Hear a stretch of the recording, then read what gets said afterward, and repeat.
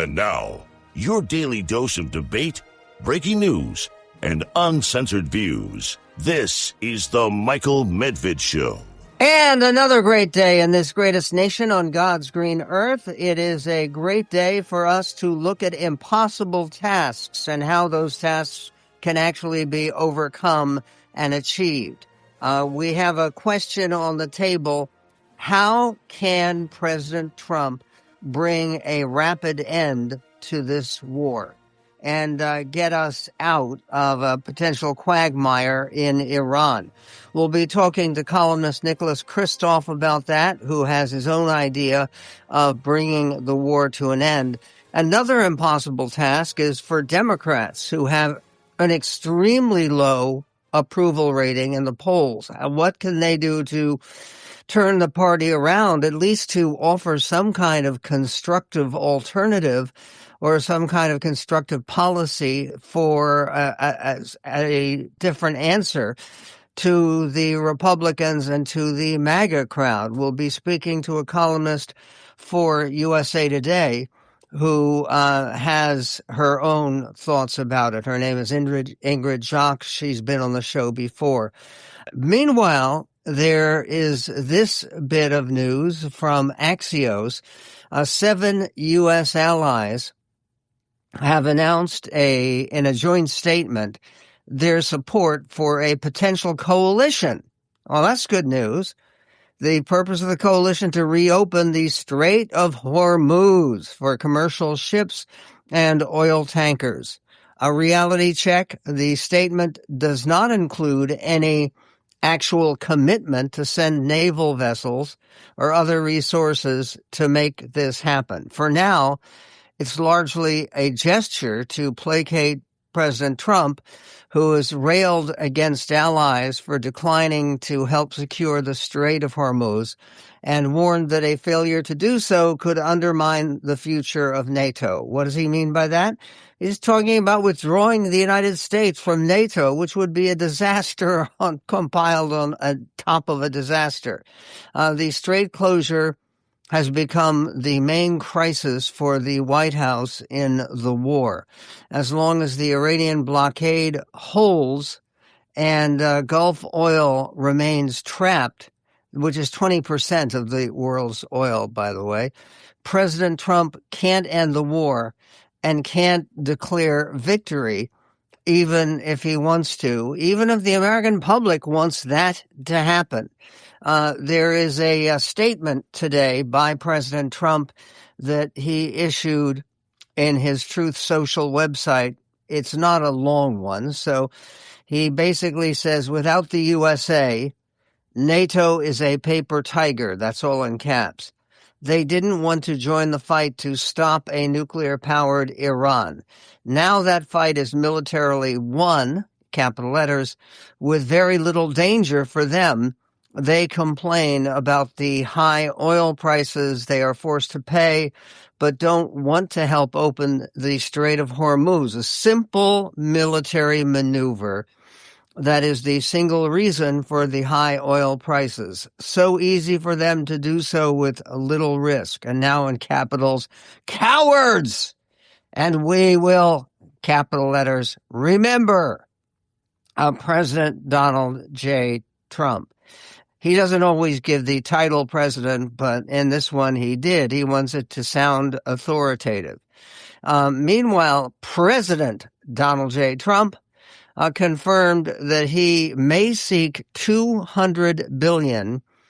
Just for the record, that's $2,000 million in new Pentagon funding for the war in Iran, calling it a small price to pay. I'm sorry, $200 billion is never a small price, but he says it's a small price to pay to equip the military. Key lawmakers, including some Republicans, appear skeptical about approving such a large sum, particularly since the Trump administration did not obtain congressional approval for the United States embarking on this war. Several of the members of Congress are also refusing to support any money without a clear White House strategy. What are you going to achieve with this cash, which is a great deal of money to pay?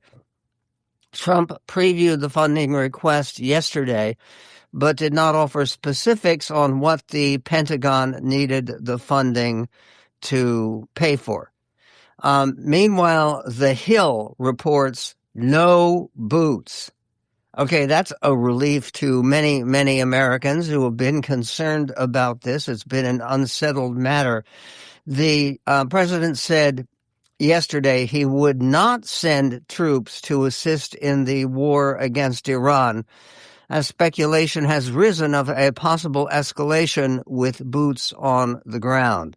That has become such a familiar phrase, and actually it's a chilling phrase to most people. The president's focus has been on securing the reopening of the Strait of Hormuz, which Iran has effectively closed to most traffic since the U.S.-Israeli strikes began. About a fifth of all the world's oil transports pass through the waterway, making it crucial to global commerce. The administration has floated sending ground forces to take Iran's Karg Island, which is located in the Persian Gulf and houses an oil depot that handles 90% of Tehran's oil exports. The administration has also weighed deploying U.S. forces to secure Iran's stocks of highly enriched uranium, with Trump repeatedly vowing to prevent Iran from obtaining a nuclear weapon. The question about obtaining those stocks of enriched uranium, it's not at all clear what they do with them once they find them and once they get hold of them. There is a very gloomy view of a potential future exists somewhere. They have not been destroyed. Meanwhile, the White House, according to Axios, is considering lifting sanctions on Iranian oil that's at sea to keep oil prices down.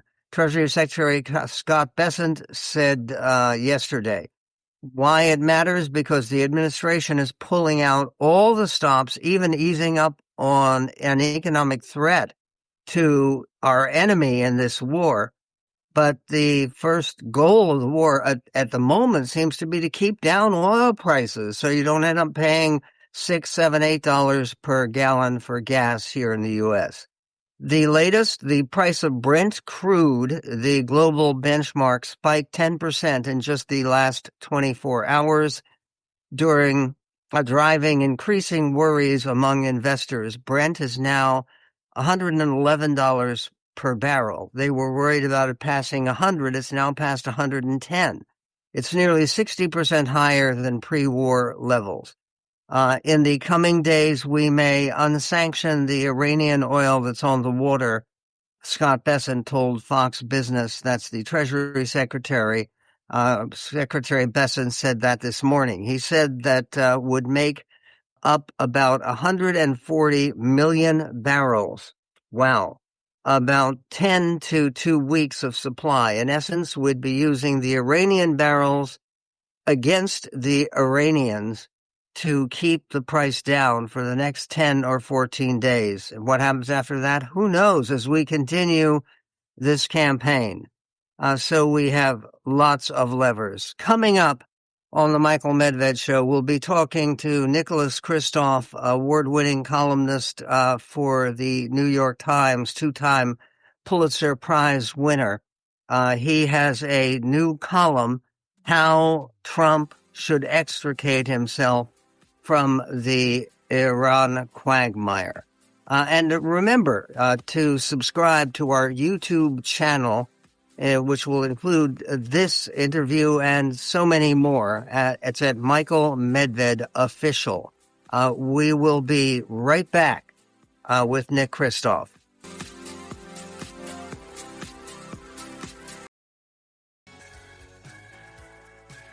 On the Michael Medved Show, an honor to welcome back to the show Nicholas Kristof, who is a New York Times op-ed columnist and two-time Pulitzer Prize winner.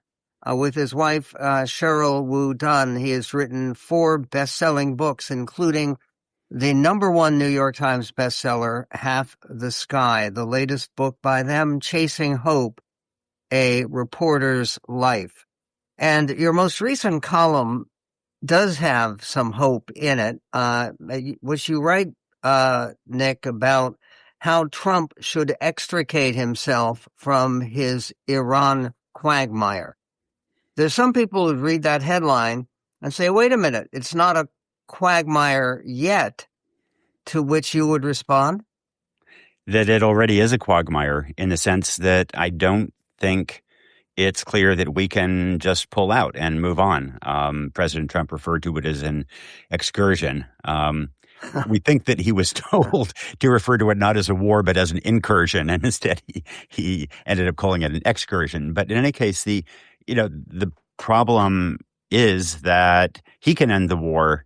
He can end his part of the war tomorrow, but Iran has been adamant that it will continue until it gets what it wants. And I think that basically Iran wants to reestablish deterrence. They think that they reacted too mildly to the killing of Soleimani in 2020 and to the bombing of Iran last year. And so they want to keep hammering the U.S., keep closing the strait, and so on. And so it is going to be hard to extricate the U.S. from what I think is a quagmire, but I think we have to try.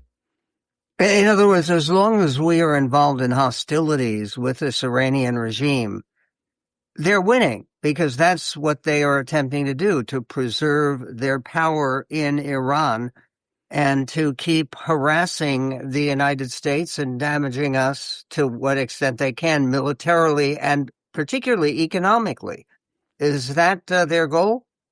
Michael, I'm not sure I would say that they're winning just because they have sustained enormous damage militarily and economically. But I think you're right that, they have found new leverage in the closure of the Strait of Hormuz. There's a bit of a parallel, I think, that last year when President Trump started the trade war with China, then China picked up the rare earths as a counterweapon against the U.S. And then once it picked it up, it realized, boy, this is a useful weapon. And it still, today, I think it basically won that war. It has more leverage over the U.S. And likewise, I think that Iran picked up the closure of the Strait of Hormuz weapon and that it is unlikely to ease that up. And I think it is going to insist in particular that it's not going to reopen the strait until there are some kind of real commitments that it will not be hit again, in 6 months or a year. And, that's going to be hard for the U.S. to give, but we're in a pickle. Okay, so the key strategy for escaping that pickle, which is what you write about, what would be step one? Are we going to have to go back to some kind of negotiated deal with the mullahs remaining alive in Tehran? So, basically, I think President Trump has two options. One, to, declare victory and work out some kind of a deal, a little bit reminiscent of the JCPOA. The other is to double down with force and maybe seize some Iranian territory, some of the islands, try to escort tankers through the strait. And I think those are the two options. I think that option of force would get us deeper into the quagmire, and I think the Iranians have more ability to wait us out and suffer for month after month after month than we and our allies do. So, I hope we go for the declare victory and negotiate route. But they've just said they won't negotiate. You think that's just for today, or is that going to be a long-term position of the new grand supreme ruler of Iran, whose father and wife, and I believe he has a brother also, who have been killed in this violence? So they've put out their demands that they want for the war to end. They want reparations, and they want some kind of guarantees that the U.S. won't hit them again. And as part of that, they sometimes say the U.S. pulling forces out of the Gulf. I think those are negotiable. I think there's some disagreement among Iranian leaders about, how much to negotiate and how much to give. And, but I think we need to test that. I think that some other allies of Iran, from Oman to China, allies would be a little strong, but, folks who have influence over Iran are really concerned about where this is going and would lean on Iran to make some concessions. And so is a deal achievable along those lines? I'm not sure, but I do think it's better than the alternatives. The American public opinion seems to be very divided on this war. Or do you believe that this is a singularly unpopular war, or as we've been reading recently, that when it comes to the MAGA part of the population, President Trump still has strong support? So, as you know, wars often start popular, and then they gradually lose popularity as the costs multiply, and especially if they don't seem, enormously successful. And what is unusual about this one is it starts out unpopular. And I think, if it lingers and goes on for multiple weeks, as the costs pile up, human as well as military, as gas prices go up, fertilizer costs, and so on, I think that the unpopularity will increase. The MAGA base, there are a lot of MAGA folks who don't want, they are MAGA precisely because they didn't want overseas commitments like this one. On the other hand, we're a really polarized country and people are on teams, and, if their team is attacking Iran, then, they're going to want to cheer for their team. So that's a very human trait as well. And both teams in America are subject to that. But look, I'm in red territory right now in rural Oregon, and I would say that people here are not fired up in favor of the war, but nor are they fired up against it. They're just kind of watching. And how much longer do you expect this conflict is going to rage? Well, I think that's up to President Trump and whether he's going to double down with force, in which case it could last a long while, or, I hope declare victory and pull out. Okay. He will end the war, he says, when he feels it in his bones. Nick Kristof, what an honor to have you on the show. Remember to subscribe to our YouTube channel. It's Michael Medved Official. It's easy and it's free. Join us at Michael Medved Official. We'll be right back. Medved.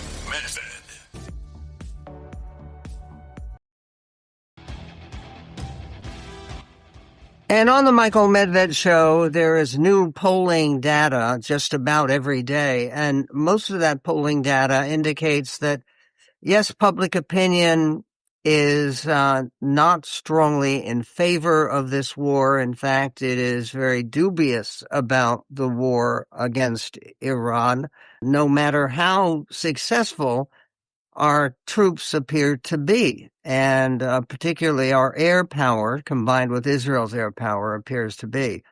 According to new polling data, Pete Hegseth has not enjoyed any kind of boost in popularity, which usually happens for a Secretary of Defense when we are at the beginning of a new military decision and a military movement in our behalf.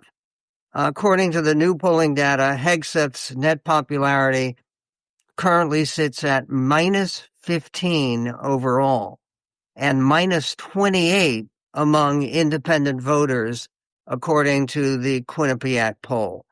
Yahoo's poll produced even lower figures, with Hegseth netting minus 18%. 18% not net popularity. That means that 18% more people disapprove of the Pete Hegseth than approve of him. And a staggering 33% negative among independents who could have a very significant role in the upcoming midterm elections. Dick Cheney, just by comparison, was Secretary of Defense during the first Gulf War, when we went to battle to throw Saddam Hussein out of Kuwait. You remember that? Cheney enjoyed a 62% positive popularity around 2 weeks into that Gulf War. And then the next Gulf War, the Iraq War of 2003, Secretary of Defense at that point was Donald Rumsfeld. And he had a 58-point net popularity a few weeks into the Iraq War. And that compared to the 15% unpopularity for Pete Hegseth. Roughly the same time into Trump's Iran war, Hegseth is 17% unpopular, negative. And by the way, they also compare this to Secretary Mattis, remember, a general whose nickname Trump loved, which was Mad Dog Mattis. Well, General Mattis, as Secretary of Defense, was positive 37 points during Trump's first term. So quite a dramatic difference. Meanwhile, in terms of building popularity, Trump understands, I think, that he is going to have to do that with policies and priorities that go beyond this difficult war in Iran. CNN is reporting that President Trump has promised bigger tax refunds this year thanks to his big, beautiful bill, which I'm sure you remember. It's his big legislative victory that he won during his first year in his second term here. But the U.S.-Israeli war on Iran and the resulting spike in some prices could eat into that windfall, the bigger tax refund, depending on how long the conflict drags on. Notably, refunds are indeed up. The average is about $350 higher, or nearly 11% higher. That compared to last year, according to IRS data. Some taxpayers claiming new deductions, including for seniors, recipients of Social Security, tips, and overtime. Those increases are getting closer to $775 on average, the kind of refund that you feel, and that certainly improves your mood when and if it comes. The figure is expected to rise to $1,000 per recipient by the end of the filing season, which is April 15th. That remains to be seen. I think that would be very optimistic. Obviously, it would be something President Trump would be very keen to see, that would help build some of his numbers going into the midterm election. Meanwhile, weekend votes coming. This is from The Hill. The Senate plans to continue the very spirited, very intense debate and to vote on the Safeguard American Voter Eligibility, Save America Act, that Safeguard American Voter Eligibility. That Safeguard America Act is going to be debated throughout the weekend as conservatives try to pressure their fellow Republicans as well as Democrats on the voting requirements bill. The upper chamber, the U.S. Senate, has been debating the bill, which Trump has declared his top legislative priority. They've been debating this all week. The legislation would require people who are registering to vote to provide proof of citizenship and require voters to show an ID before casting a ballot. The question here is, what kind of proof of citizenship? It right now looks like it's going to be pretty much exclusively a passport. Not everybody has passports, or a birth certificate. Do you know where your birth certificate is? I hate to say it, but I don't. I was born at Philadelphia General Hospital, and yeah, I have all kinds of Social Security figures and numbers, and but finding and producing a birth certificate, not so easy. I do have a passport. Most Senate Republicans support the bill, but they don't have enough support to overcome a Democratic filibuster to prevent it from advancing to final passage. And Senate Majority Leader John Thune has rebuffed calls to force Democrats to speak continuously in a talking filibuster in order to hold up the bill. The idea of Republicans junking the whole filibuster requirement, the idea that on major legislation like this, which would remake voting for people across the country, particularly be very hard on those people who rely on and prefer voting by mail, because that is something that the president greatly opposes.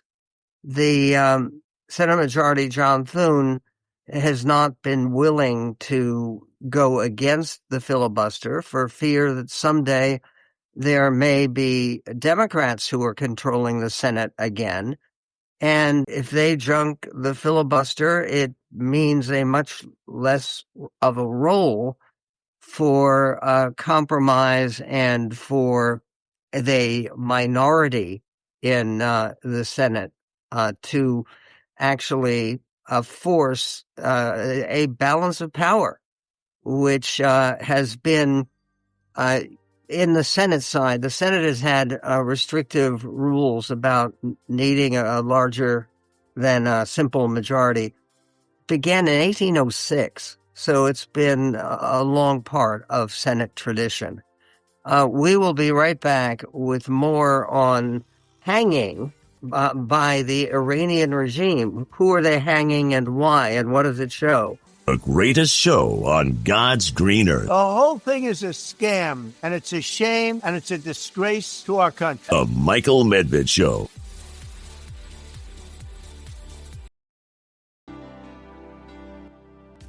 And on the Michael Medved Show, the Dispatch is reporting that the Iranian regime, what's left of it, yesterday hanged 3 men who were accused of spying for the United States and for Israel.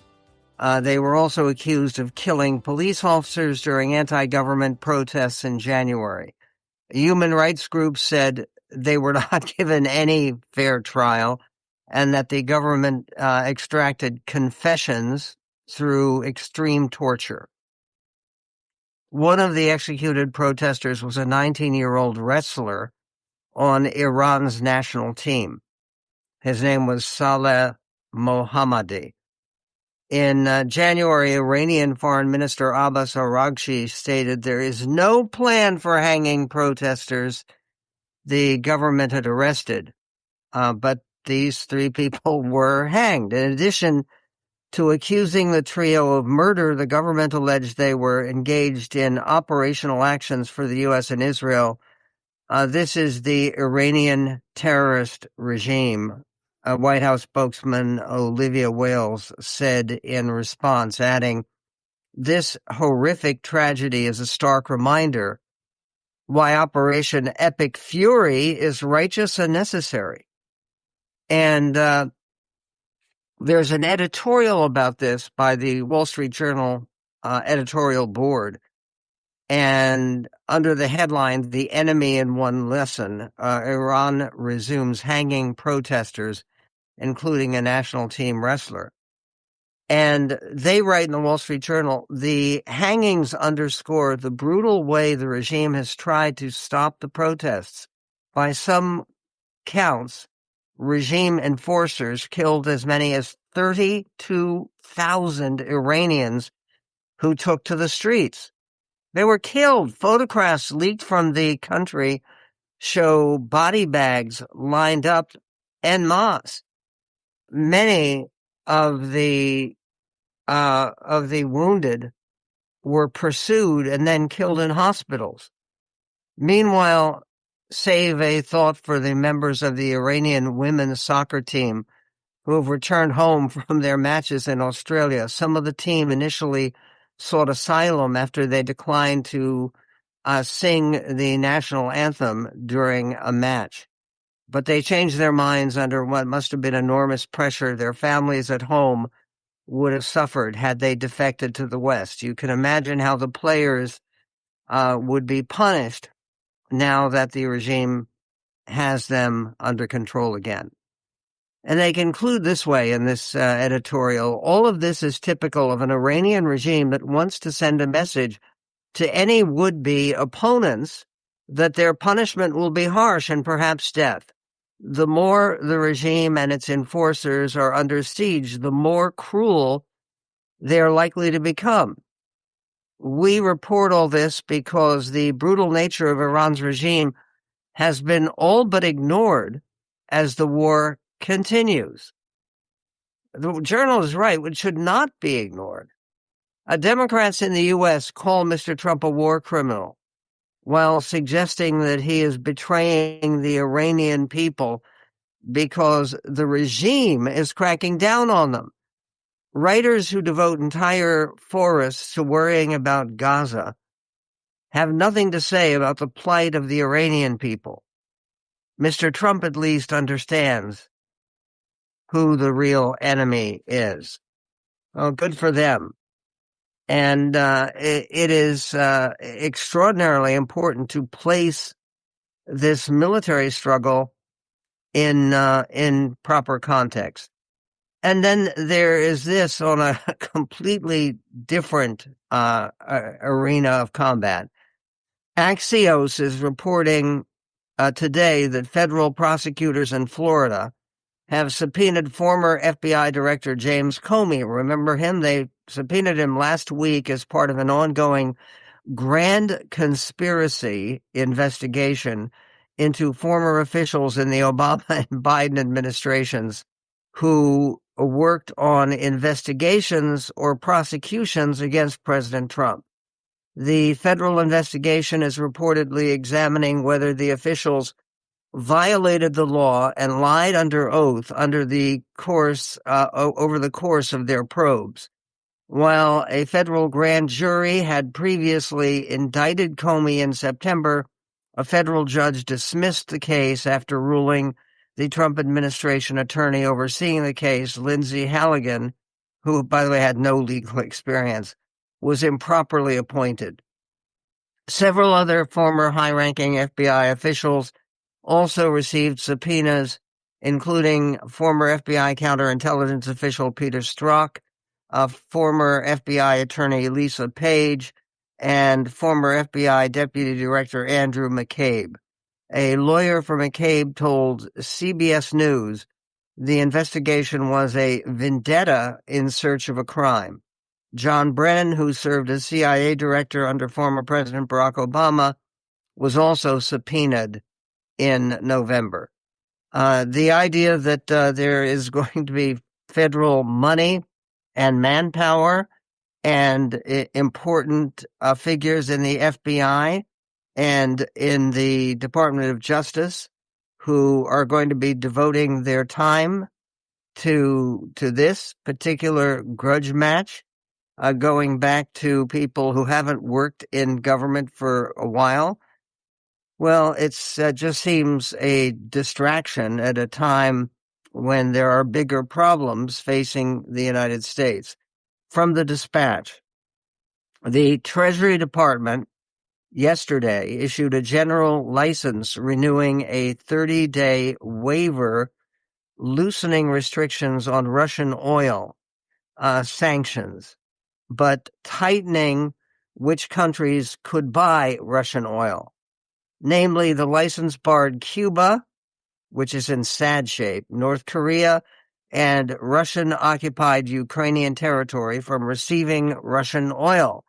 Last week, Treasury Secretary Scott Bessent said the U.S. would allow oil placed aboard Russian tankers on or before March 12th to be sold in global markets. According to the data intelligence and analytics platform Kepler, a Russian oil tanker carrying more than 700,000 barrels of crude oil, appears to be on a trajectory toward Cuba and could reach the island nation before the end of this month. A Russian naval ship had initially escorted the oil tanker, but Britain's Royal Navy said the warship turned around before reaching the Atlantic. Cuba has not received any shipments of Russian crude oil this year. And whether this encourages or discourages President Trump's flirting with the idea of taking Cuba, and he has used that term, that remains to be seen.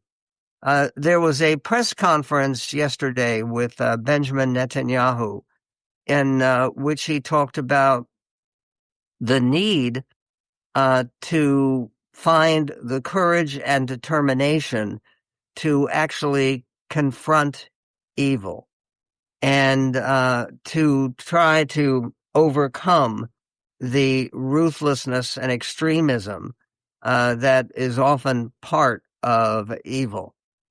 And in the conclusion of his press conference, he made these remarks about confronting evil and tyranny in the world. This is Benjamin Netanyahu, clip 13. Also wrote The Lessons of History, very brief, 100-page book, in which he said, well, history proves that, unfortunately and unhappily, Jesus Christ has no advantage over Genghis Khan. Because if you are strong enough, ruthless enough, powerful enough, evil will overcome good. Aggression will overcome moderation. So you have no choice.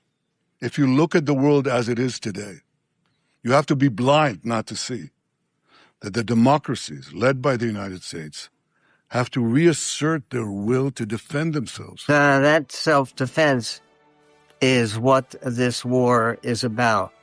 There is more about Netanyahu responds to the claim that he dragged the United States into an unnecessary war. We will get to that and to much more, including why is it that the Democrats remain so uniquely unpopular? And is there anything they can do about it, or do they deserve it?